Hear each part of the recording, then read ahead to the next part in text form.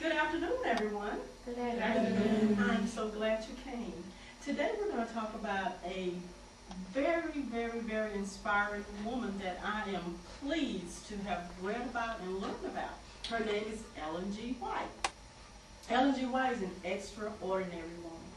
Ellen G. White was born a twin to a sister. She was born in November 26, 1827. She had 7 siblings.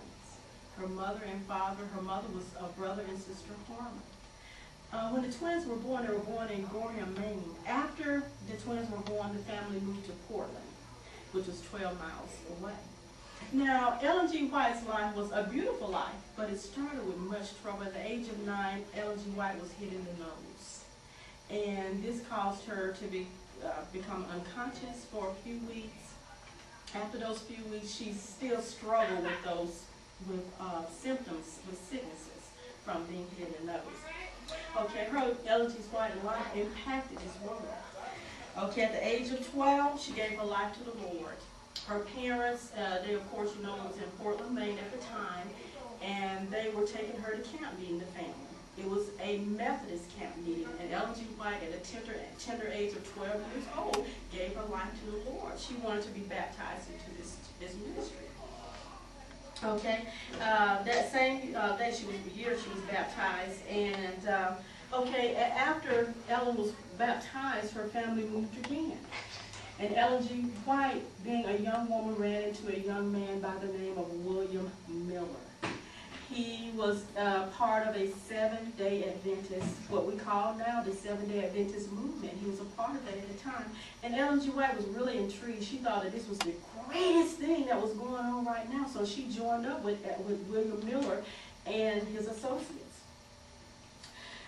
She did the group, they're called, well, a lot of people call them the movement makers, but they were actually called the Seventh-day Adventists. They were the group that was waiting for Jesus' second return. Okay, Ellen was an earnest missionary worker to win youthful young people to the Lord. Okay, after she worked with William Miller for a few years, just giving it all she got her into her heart. She was praying day and night that the Lord would show her what He wanted her to do. Remember, she started out as a Methodist. And she met a young preacher, and his name was James, a young I have to make sure I say this, a young Seventh-day Adventist preacher, and his name was James White. James White and Ellen G. White got married in August of 1846. In August of 1847, their first child was born, and his name was Henry White. Okay, after their son was born, Ellen G. White was a very joyful, and she was a very comforting mother. She was very excited, a young mother family that has a new child.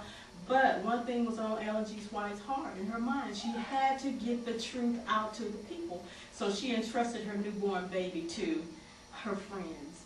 And she had some very endearing friends and her husband, and they took care of her baby for her as she went out to share God's word and to learn more about this ministry that she was in. In 1851, it marked the appearance of Ellen G. White's first book. And the name of that book, it was a paperback cover book, 64 pages, only 64 pages, a sketch of the Christian experience and views on Ellen G. White. Now, you probably have heard a lot about that book. And in 1860, the family numbered 6, with 4 boys ranging from weeks to 13 years. So between the years of 1847,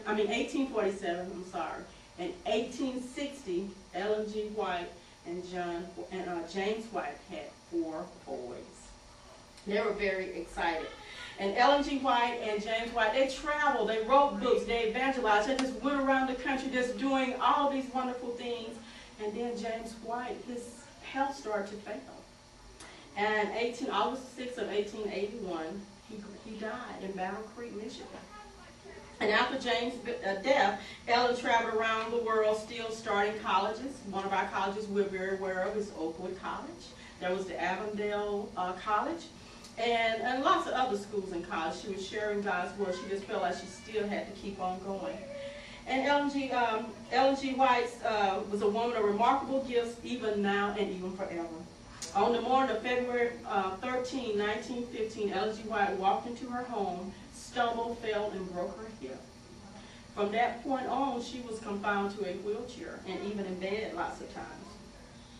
But, you know, as talking with her friends, you know, a lot of people said that she was still very happy. She was a very happy person. She didn't give up her, you know, her belief that God was going to make sure that the people that she loved and cared about would know the truth someday.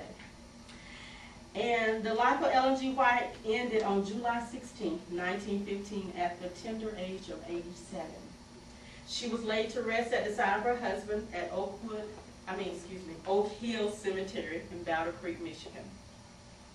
And in my conclusion today, in brief, Ellen G. White was a woman of remarkable gifts who lived most of her life during the 19th century, between 1827 and 1915. Yet, through her writing, she is still making a revolutionary impact on millions of people around the world. During her lifetime, she's wrote more than 5,000 periodicals, 40 books, and over 100 titles which are available in English. She is the most translated woman writer in the entire history of literature. You know, I'm going to tell you the truth. I did not even know that until I started to do research on her. All those years I've been at Venice, even before Gabriel was born, 20 years ago. And I did not know that until I started doing research on her, that she was the most translated writer of the entire history of literature, woman writer, and the most translated American author of any gender. So that tells us all of the books, out of all of the books that have been written in this America and all over this world, they said that Ellen G. White is the most translated writer of all time, both of men or even of women. I feel really honored that Ellen G. White is a commemorative person to me. I feel touched being a woman. That means that it shows me that I can do anything. I have children, I have grandchildren. You know, I never think of leaving my children at home with someone else as I go out to do God's business. And look at all of us now. We all are Seventh-day Adventists, and there are so many more out there. Her work still goes on. So I want to thank you today for listening to me. And I pray that you feel the same way I feel now about this woman we know as the woman, the prophet, the writer, the wife, the mother, Ellen G. White. Thank you.